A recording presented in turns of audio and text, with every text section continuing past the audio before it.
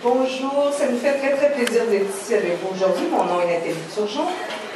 Je suis de Radio Centre-Ville et j'ai le bonheur et le plaisir en fait d'inaugurer avec vous ces 2 journées de festival. Alors en fait de festival ou de non-festival, il faudrait savoir. Première édition donc du festival hors ligne sous l'égide et la main maître bien sûr de Roger Stéphane Blaise. Ça prend des événements comme ceux-là, évidemment, pour pouvoir parler de littérature, de romans, de poésie, etc. Tout ce qu'on n'a pas le droit de dire ailleurs, qu'on a le droit de dire ici, en fait. Aujourd'hui, donc, notre première conférencière à la clinique littéraire. C'est une clinique littéraire véritablement sous la main de maître donc, de Dominique Girard. Dominique Girard est auteur du livre, un magnifique petit livre que je vais avoir un plaisir fou à lire, bien sûr. Auteur du livre Le Petit Guide de l'édition, tout ce que les aspirants auteurs devraient savoir. Elle va nous donner des conseils pratiques, en fait, aux futurs écrivains qui désirent être publiés. Il faut savoir qu'elle est aussi en train d'écrire un autre livre, je vous dis ça comme ça, sur l'histoire d'une agente littéraire. Alors ça risque d'être très intéressant.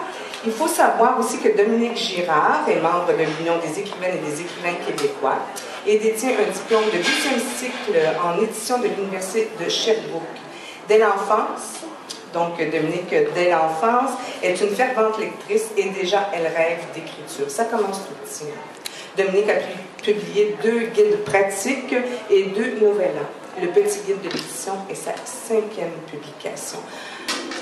Alors, bon festival hors ligne, bien sûr. On va avoir l'occasion de placoter ensemble tout à l'heure. Puis je vous laisse au bon soin de Dominique Girard. Est-ce que mon manuscrit, avec mon style, le genre d'histoire que j'écris, est-ce que ça correspond à ce qu'il publie déjà? Généralement, c'est sûr que chaque auteur a son univers, mais c'est assez semblable généralement. Plus les maisons d'édition sont petites, plus il va prévaloir un genre. Par exemple, vous avez la maison Coup de tête, ben, c'est de la littérature assez trash, avec du joual, des jurons, des histoires assez rares. Ben, c'est sûr que si vous avez une écriture un peu plus dentelée, ou vous écrivez du fantastique, ben, c'est pas là qu'il faut aller. Perdez pas votre temps.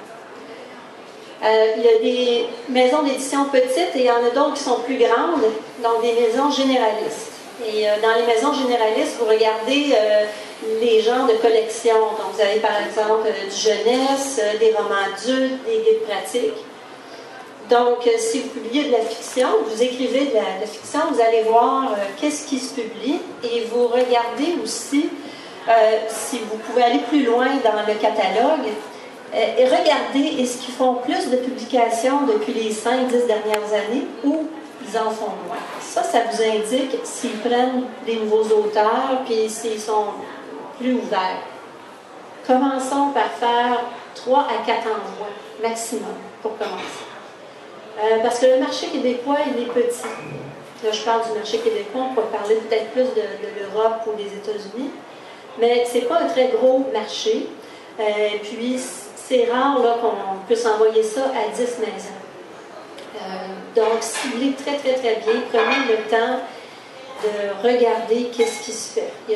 Ce que je vois parmi ma clientèle d'auteurs qui évidemment sont enthousiastes, ils viennent d'écrire leur manuscrit, puis tout de suite, ils veulent l'envoyer à 10 maisons. Ça ne vaut pas vraiment la peine. Puis en plus, c'est des frais. Si vous devez l'envoyer par le courrier, ben, ça peut aller jusqu'à 10, 15, 20 $ et plus. Et ça, c'est important de respecter quand on écrit sur le site web qu'on veut une copie de papier. N'envoyez pas de copie par courriel. Et la même chose est vraie si on demande par courriel, on l'envoie par courriel et non par papier. Et je peux vous dire quand même, là, pour savoir ça, que souvent, ils vont vous demander sur papier, c'est pas parce qu'ils n'ont pas de photocopieuse, mais c'est parce qu'ils ne veulent pas se donner la peine de faire photocopier 200 pages, de mettre un employé sur ça. Moi, ce que je fais avec les auteurs, quand un auteur me sollicite pour faire une recherche, bon, on signe un contrat et dépendant du livre, je fais une recherche auprès d'un ou de plusieurs éditeurs et je m'informe pour savoir, s'ils prennent des projets dans la prochaine année, parce que parfois ils n'en prennent pas. Alors, s'ils disent non, ben, Et ensuite, je leur soumets par courriel, dans le corps du courriel ou à pièce attachée, les 10 premières pages du livre avec un résumé et la notice biographique de l'auteur. Et je leur demande à la lecture du résumé des premières pages, est-ce que ça vous dit qu'on vous envoie le manuscrit au complet? Et là, ils me disent oui ou non. Puis souvent, ben, c'est les éditeurs, et je les comprends très bien parce que j'en ai beaucoup des projets, et après 5, 10 pages, 15 pages, on sait tout de suite si un manuscrit est à niveau. Et ce que je veux dire à niveau, ben, un manuscrit doit toujours être travaillé avant d'être publié, mais il y a quand même un minimum à respecter, la qualité du français, le style, est-ce qu'on rentre dans l'histoire rapidement.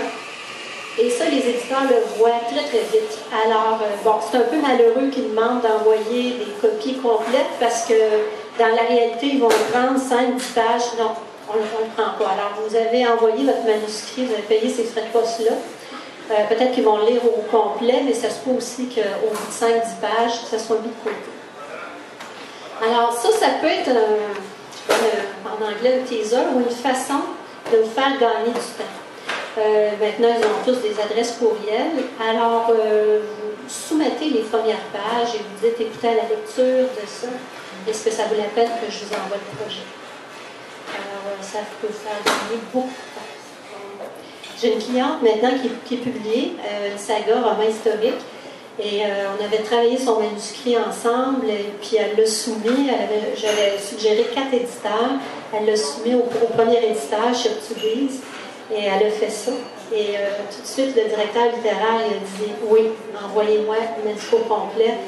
J'ai vraiment envie de puis elle est publiée. » Elle a sorti son premier livre au printemps. Une trilogie. Donc, parfois, oui, je dirais qu'il y a des règles, il y a des façons de faire, mais on peut quand même vous donner un petit coup de pouce. Concernant les manuscrits, ce que j'ai remarqué chez plusieurs auteurs, c'est que quand on termine l'écriture de manuscrit, on est enthousiaste, on a envie que ça soit lu. Et l'erreur, c'est de l'envoyer à chaud. Il vient d'être fini, on vient d'écrire pratiquement la dernière phrase. Puis là, mettons les vendredis, demain je l'envoie. Ça, là, c'est une erreur. Il faut dire, prenez votre temps, laissez-le de côté. Peut-être un mois, je sais qu'on a vraiment hâte, mais ça, souvent, on est trop dans l'émotion. Et on n'a pas pris de recul.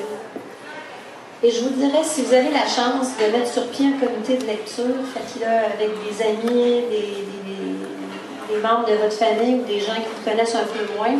Ça peut être 3 à 6 personnes, puis des personnes différentes. Ça peut être bien d'avoir des opinions hommes, femmes, 20 ans, 40, 60 et plus. Et soyez ouverts aux commentaires. On est toujours blessés. Hein? Je sais que on a l'épiderme très sensible, mais c'est mieux de l'avoir là que de recevoir des refus. Puis parfois, il y a des commentaires, puis là, on est déçus, c'est refusé. Alors, je poursuis sur les refus. Alors, c'est vrai que très souvent, c'est des lettres standards. Je peux vous dire, par exemple, chez Québec Amérique, ça fait 12 ans qu'ils ont exactement la même lettre. Votre manuscrit ne correspond pas à notre politique éditoriale. Bien, ils ne veulent pas se commettre parce qu'ils se disent, comme je vous l'expliquais un peu plus tôt, ça ne fait peut-être pas notre bonheur, mais peut-être qu'un autre, oui. Et ça, c'est vrai, je peux vous dire par expérience, j'ai un de mes clients qui avait soumis un manuscrit, un éditeur, c'était non. Ça, vraiment, ça ne l'intéressait pas. Et l'autre, ben, il a dit, moi, il m'intéresse, il se fait retravailler, mais j'ai comme un coup de cœur. C'était la même œuvre. Donc, certains éditeurs, avec un coup de cœur, sont prêts à mettre un petit peu plus de travail avec l'auteur pour réviser, puis éventuellement le publier, parce que le genre, ils ont mis le ton, ils ont mis le style, le sujet, puis un autre, ça ne passait pas du tout. Certains éditeurs vont émettre des commentaires, je vous reviens. Ça, tenez-en compte. Puis qu'ils prennent le temps de vous donner des détails, c'est parce qu'ils croient en vous d'une certaine façon, même si vous refusent. Comme c'est très rare qu'ils le font, conservez bien ça, puis retravaillez votre manuscrit en fonction de ces commentaires. Oui?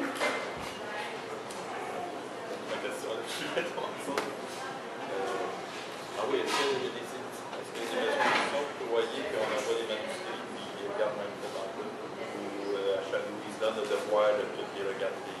Ça varie beaucoup. C'est excellent. Est-ce que tout le monde a compris la question de monsieur? Oui. Ah, moi, ça m'est arrivé. Quand il te dit « chère madame », c'est parce qu'ils ne l'ont pas lu. Ouais. J'ai des auteurs aussi qui m'ont dit, écoute, ils m'ont renvoyé mon manuscrit à la demande de l'auteur parce qu'il faut payer pour qu'il nous le retourne. Puis la personne m'a dit, écoute, je l'ai vu, là, il n'y a rien qui a été tourné, c'était exactement pareil. Donc, il faut regarder. Ça arrive. C'est fréquent. Je n'ai pas de boule de cristal, malheureusement, mais je sais que ça peut arriver. Mais, oui. Est-ce que le nombre de pages, la dimension de l'œuvre est importante? Je me suis fait dire comme commentaire, oui, c'est trop de pages. OK, monsieur se fait dire qu'il y a trop de pages. Alors, quand on va sur le site web et qu'on fait des recherches pour voir qu'est-ce que tel éditeur a publié au cours des dernières années, le nombre de pages était clairement inscrit en dessous les ouvrages, le nom de l'auteur, le titre, le prix, et vous avez le nombre de pages. Et ça vous donne une bonne idée du genre, par exemple, de roman que cette maison-là publie. Est-ce qu'ils vont jusqu'à 400 pages ou c'est plus autour de 120, de 150? Mais je dois vous dire qu'actuellement, dans le roman qui n'est pas de genre, là, je vais vous expliquer c'est quoi les romans de genre, ça tourne beaucoup autour de 150, 200 pages. Un roman standard, c'est à 300, mais c'est des questions de coût aussi. Le standard, c'est pas 144 à peu près? 144? C'est ça, 150, 200. Quand vous allez vers 300 et plus 400 pages, là, vous avez plus des romans. Quand je dis des romans de genre, c'est soit des romans historiques. Les romans historiques font souvent autour de 400 pages. Hein. Je ne sais pas si vous avez remarqué, vous allez dans les librairies, les bibliothèques. C'est autour de 400 pages. Les thrillers, l'horreur et tout ça, c'est autour de 400 pages.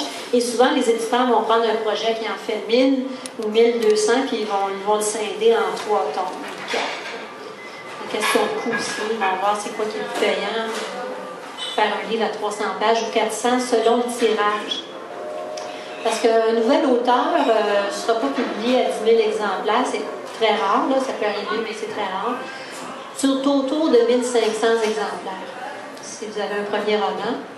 À moins que ce soit un projet, un roman historique qui a beaucoup de potentiel à cause du sujet, d'un auteur qui porte bien son livre, qui va donner des conférences, peut-être que là, l'éditeur va dire on va imprimer 4000 ou 5000, mais c'est plutôt l'exception. Oui.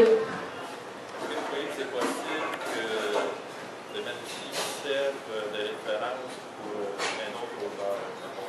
Quand on parle de plagiat, c'est ça. Il y a des cas dans la jurisprudence de plagiat. C'est pas courant, mais on ne peut jamais empêcher quelqu'un de prendre une idée au niveau du droit. Là. On ne peut pas plagier une œuvre puis juste changer les noms de personnages parce que ça, c'est du plagiat puis ça peut se prouver en cours. Mais de prendre l'idée du récit puis d'en faire un autre, ça, on n'a pas de droit d'auteur là-dessus. Et c'est certain que les gens qui font partie du comité de lecture, c'est des humains. Des fois, c'est des auteurs aussi. Alors, tout ce on est perméable à tout ce qu'on lit. Hein. Alors, c'est ça, il y a même dans l'inconscient, il y a des traces de ça. Est-ce qu'on s'en sert ou non? Peut-être. Sur le processus de sélection des manuscrits, comme vous le savez, vous envoyez votre manuscrit soit par courriel ou par papier. Il y a un premier filtre qui est fait à partir de la lecture des 10 à 20 premières pages. Et quand un éditeur a un intérêt pour le projet, ben, il envoie ça à un autre comité de lecture qui est composé en général entre 2 et 4 personnes, pas plus que ça en général. Et il va voir les commentaires de ces personnes-là. Et ça va beaucoup jouer dans sa décision s'ils vont aller en publication ou non. Des fois, ils peuvent avoir un très bon manuscrit, les gens l'aiment, mais ils vont dire, ben, on a publié un livre qui ressemblait à ça il y a 2 ans. Ça arrive aussi, c'est comme un mauvais timing. Ben, c'est déjà arrivé à un de mes clients. L'éditeur a dit, c'est super intéressant, mais j'en ai publié un livre sur ce sujet-là il y a 2 ans. J'ai comme un malaise de représenter le même sujet. Non, c'est juste un mauvais timing. Les manuscrits qui sont inclassables, ça c'est intéressant parce que dans l'histoire de la littérature, il y a beaucoup d'auteurs qui finalement percé, puis qui est inclassable. Alors, ça peut arriver qu'un éditeur puisse, sur un coup de cœur d'une œuvre qui est inclassable, avoir une collection hors série. Il y a certains éditeurs qui ont des collections hors série, parce que le manuscrit n'est pas classable dans aucune des collections, mais ils l'aiment beaucoup. Donc, si vous avez un bon manuscrit, arrêtez-vous pas pour dire « ouais, mais c'est pas vraiment le genre qui peut... » Ben, faut qu'il y ait un état d'esprit avec l'auteur et cette maison-là, mais je conseillerais quand même d'aller de l'avant. Par contre, si c'est des littératures de genre comme roman fantastique, historique, certaines maisons n'en publient pas et n'en publieront pas. Alors, il faut faire attention aussi, qu'est-ce qu'on publie. Proust, pour Gallimard, c'était du temps perdu Oui. à lire. Joyce, c'était complètement immonde. Oh oui. Céline, c'était trop long. Pourtant, ils ont tous été publiés. Hein. Fait qu'il faut persister, je suppose. Oui, parce que le processus d'écriture est innovateur, mais le monde de l'édition, c'est conservateur. Puis, avec la réalité économique aujourd'hui, beaucoup de maisons d'édition sont achetées, puis c'est maintenant sous le chapeau de Québécois. Il y a plusieurs maisons maintenant qui sont, quand on monte là, dans la pyramide, c'est chapeauté par Québécois et ils doivent avoir certains rendements par titre. Alors, ils vont choisir des guides pratiques ou des romans qui vont, en espérant, en vendre. Donc, c'est pour ça que c'est important de faire une bonne recherche puis de voir à qui on s'adresse. Parce que si on a un roman qui est très innovateur et classable, qui est très bon, ben, de le soumettre aux groupes libresses qui sont chapeautés par Québécois, il y a moins de chances que ça fonctionne. Vous êtes mieux d'aller vers une petite maison. Parce que moi, on m'a vraiment dit, un éditeur de ces maisons-là, il a dit non, on veut des titres qui vendent. On va aller vers un roman de tel genre et tout ça. Si vous avez des auteurs, ben, on va les lire, mais juste dans ces créneaux-là. Donc, on aime ou on n'aime pas, mais je vous dis ça, c'est la réalité aujourd'hui. Les livres papier se vendent moins depuis quelques années. Ben, ils se vendent encore plus que les livres numériques, mais le numérique les ventes de numérique c'est exponentiel. Ça se vend beaucoup plus. Donc, la tendance, c'est moins de livres papier, des moins grands tirages, donc ça coûte plus cher. Donc, ils veulent rentabiliser leur investissement. Je m'excuse de parler de finances, mais on est là pour ça ici, pour parler des vraies choses. Donc, il y a certaines maisons qui sont moins dépendantes des subventions, mais ils vont par contre vouloir des auteurs qui vont vendre. Est-ce qu'il y a d'autres questions? Oui? Qu'est-ce que tu penses de notre prix Nobel, Alice Munro, vis-à-vis David Gilmour, puis la fameuse phrase de « pour être un auteur, pour vendre un livre, ça prend un auteur derrière ». C'est vrai. C'est vrai, puis de plus en plus aujourd'hui, on est quand même, les médias sont omniprésents, puis pas juste les médias traditionnels, les médias sociaux aussi. Et ce que je vois de plus en plus, c'est des éditeurs qui me disent moi, je veux publier un auteur qui est capable de donner des conférences, qui est capable de vendre son livre, qui est capable d'être présent, qui est capable de se présenter devant le public, qui n'a pas peur des entrevues et tout ça. Donc, je pense que c'est dommage dans un sens, parce que c'est pas tout le monde qui est doué. Il y en a qui écrivent très très bien, mais c'est pas des bons communicateurs derrière un micro ou dans une entrevue. Si on est auteur, c'est peut-être parce qu'on a peur de... Oui, puis non, il y a de tout. On est derrière notre ordi. Ben, je pense aujourd'hui, avec les médias sociaux, c'est très difficile de rester dans l'ombre. Puis un des réflexes d'un éditeur va voir un manuscrit, la notice biographique d'un auteur, mais ça va être d'aller, comme on dit, googler, c'est qui ça? Alors, c'est difficile d'être vraiment dans l'ombre puis de dire comme Régent Duchamp, je ne sais pas si ça fonctionnerait aujourd'hui, peut-être que ça serait une curiosité, c'est peut-être un outil, mais généralement, ils veulent de plus en plus ça, des auteurs qui vont être capables de vendre les livres. Les éditeurs veulent beaucoup que l'auteur s'implique dans la promotion. Beaucoup. Souvent, à ses frais aussi, c'est rare qu'il y ait des frais de dépenses qui sont payés. Donc, vous payez de votre poche les déplacements, l'hôtel, s'il y a lieu. C'est très rare qu'il y ait des frais qui sont payés à l'auteur. Maintenant, les contrats d'édition sont faits sur le même contrat. Généralement, vous avez numérique et papier. Il y a certaines maisons d'édition, ça peut être intéressant, qui ne publient que sur le numérique maintenant. Donc, ça peut valoir la peine de soumettre des manuscrits à ces maisons-là. Dans le genre de fantastique aussi, ça peut être bien parce que je sais qu'il y a des maisons qui en publient. Donc, quand vous regardez votre contrat, vous vérifiez tout ça avec la personne qui vous conseille ou vous-même, là, si ça inclut les deux. Et les pourcentages standards pour un livre papier, c'est des redevances de 10 de droits d'auteur sur le prix de vente. Et numérique, c'est autour de 25 on espère plus, mais un éditeur qui donne 25 c'est bien. S'il va en bas de 15 c'est pas bien. Et ça, il faut qu'on négocie. Concernant, je vais faire un petit mot sur les romans fantastiques, parce que j'en reçois régulièrement à l'agence des projets, puis c'est un genre qui est populaire, mais il n'y a pas beaucoup d'éditeurs québécois qui en publient. Donc, il y en a 3, 4, il y en a un qui se lance là-dedans. Souvent, c'est des séries. J'imagine que vous avez plusieurs sagas. Bon, ça, c'est parfait. Il ne faut pas arriver avec un livre parce que ça ne marchera pas. Pas nécessairement, mais si vous avez vos synopsis d'écrits, ça c'est quand même bien. Vous en avez combien d'écrits? Vous en avez 2, c'est parfait. Oui. OK. C'est bien. Les romans historiques, ça se ressemble un petit peu. Souvent, les éditeurs qui vont publier vont aimer avoir une saga. Pas nécessairement, mais ils vont aimer, si c'est un bon style, que l'auteur ait d'autres projets. Parce qu'il y a certains éditeurs, je dois dire, qui ne veulent pas travailler avec des auteurs qui n'ont pas d'autres projets. Des fois, on me dit, bon, c'est bon manuscrit, mais est-ce qu'il ou elle a d'autres manuscrits en chantier? Moi, je ne veux pas juste un one-off. Je veux un auteur qui produit puis qui a un projet. Ça peut être bon comme ça peut ne pas être bon. Quelqu'un peut en avoir écrit juste un puis il peut être excellent, mais c'est plus difficile à faire passer. Parce qu'un éditeur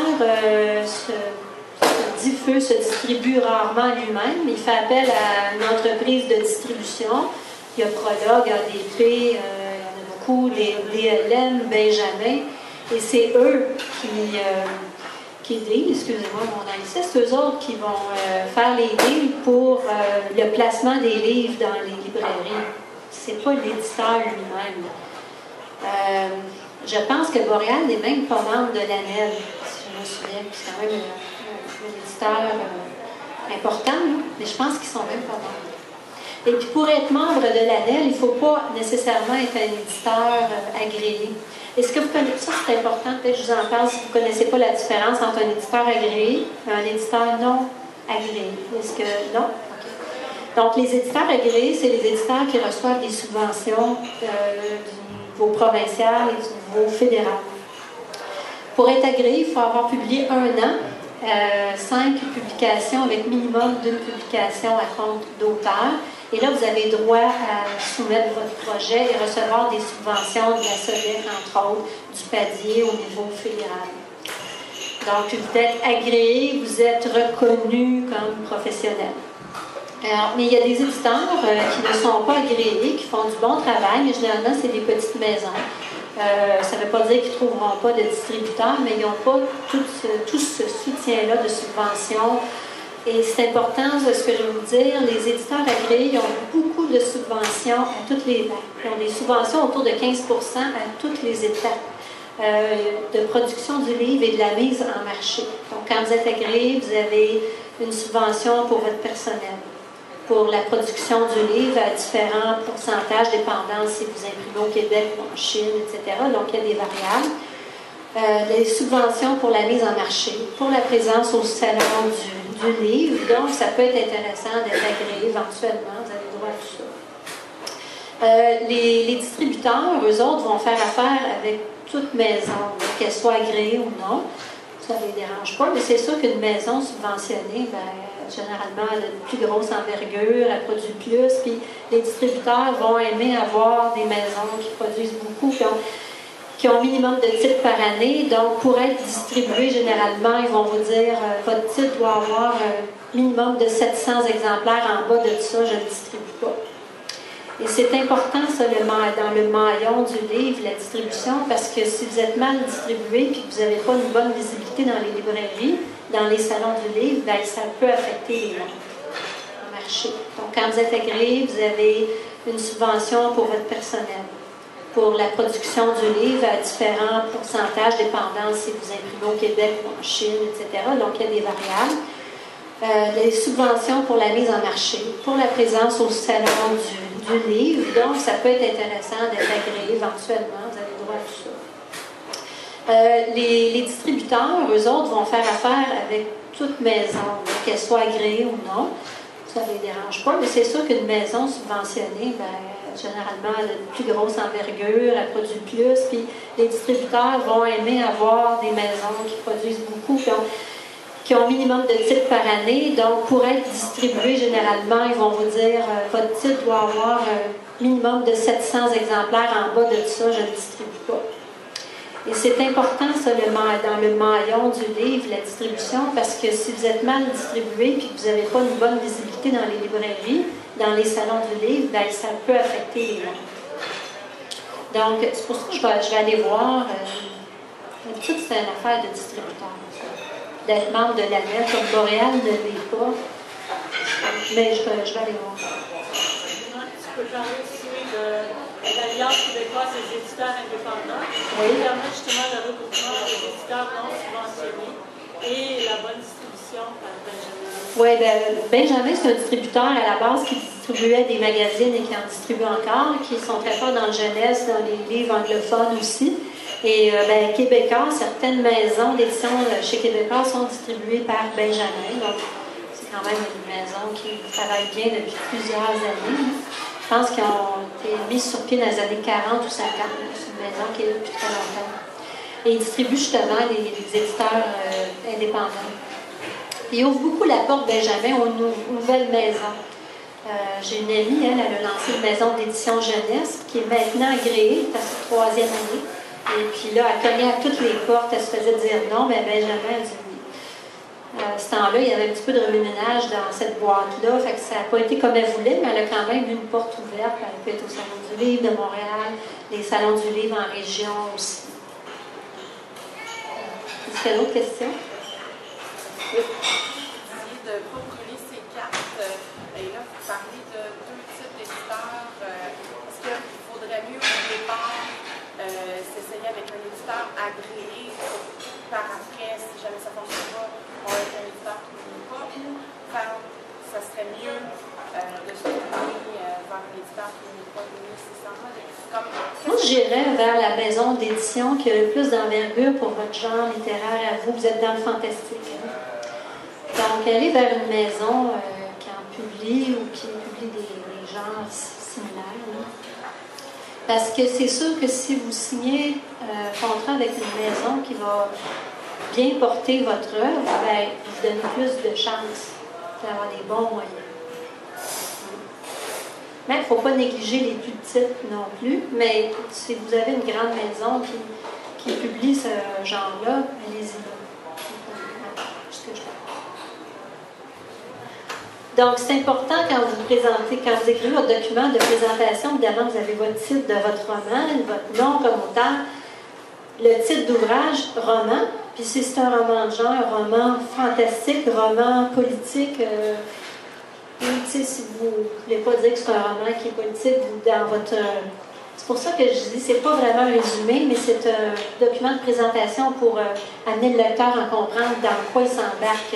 Est-ce que c'est une étude, c'est un roman dans lequel on va parler de sociologie ou des mœurs de personnes habitant les grandes villes. Alors tout de suite, on situe. S'il y a de l'humour, ben, c'est une écriture vivante avec une touche d'humour. Bon, ben, on a quand même un portrait. J'ajouterais un petit mot. Qu'est-ce que, sur une agente littéraire, qu'est-ce que ça fait, qu'est-ce que ça fait pas? En tout cas, moi, je suis agente à temps plein depuis 3 ans. Je travaille autant avec des auteurs d'expérience que des nouveaux auteurs. Donc, je suis ouverte à toutes sortes de projets. Je travaille autant avec des personnes qui écrivent des guides pratiques que des œuvres de fiction. Je suis contente parce que depuis 3 ans, j'ai des auteurs qui n'avaient jamais publié, puis maintenant ils sont publiés par des maisons professionnelles. Alors, c'est quand même un beau succès. Moi, ça me réjouit beaucoup quand je vois que l'auteur, je vois son livre. Tu peux les nommer? Oui, entre autres, il y a Pierrette Beauchamp qui a publié chez Urtubise Voyageurs de passage, une trilogie un peu fantastique, historique. Donc, elle avait soumis son manuscrit pour une lecture critique en 2011. Puis il y avait une réviseur lectrice qui l'avait descendue complètement. Elle avait 1000 pages, puis elle était vraiment déprimée parce qu'elle avait pris 6 mois de congé sabbatique de son emploi à l'université pour écrire ça. Puis j'avais donné un atelier sur le droit d'auteur, puis elle était venue, puis elle a dit, écoute, moi je suis prête à ce que tu le lises et tout ça, parce que je peux pas croire, j'ai passé 5 ans de ma vie pour moi. Moi, je l'ai dévoré en 5 jours, son roman. Il y avait des aspects améliorés, mais la trame, moi, ça me parlait beaucoup. Puis j'ai dit, moi, j'y crois. Elle a réécrit, elle a mis de côté 3-4 mois, elle a revu, elle a travaillé. Puis à un moment donné, elle a dit, OK, je suis prête. Puis on a ciblé 4 maisons, elle l'a envoyé sur Urtubise. Elle a dit, ça me dit. Puis elle a reçu une réponse rapide, je pense 2 semaines après. Le directeur littéraire a dit, ça nous intéresse beaucoup. Ça, c'est un exemple qui me vient à l'esprit. Là, j'ai 2 auteurs cette semaine qui ont eu une offre contre. Est-ce qu'on a fini? Ah! Très bien. Merci beaucoup. Je vous souhaite bonne chance.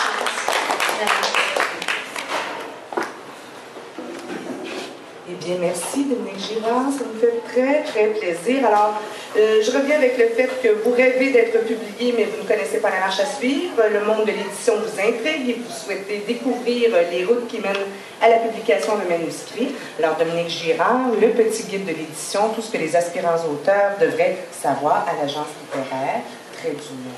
Merci beaucoup. Merci à toi.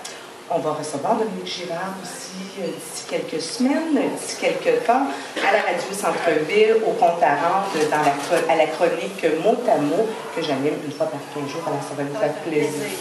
Un vrai plaisir. On a plein de choses à se dire, bien sûr. Alors, vous êtes toujours au même endroit, évidemment. Vous êtes le 12, nous sommes le samedi le 12 octobre. Dans ce magnifique contexte de l'espace La Fontaine. Alors, qu'est-ce que je peux vous dire d'autre? Écoutez, c'est un festival absolument hors norme, on s'entend bien là-dessus. Donc, le festival hors ligne, mené à l'initiative de Roger-Stéphane Blaise. Et je demandais à Roger-Stéphane Blaise de vous adresser quelques mots. Au plaisir, on se revoit demain. Bonne journée.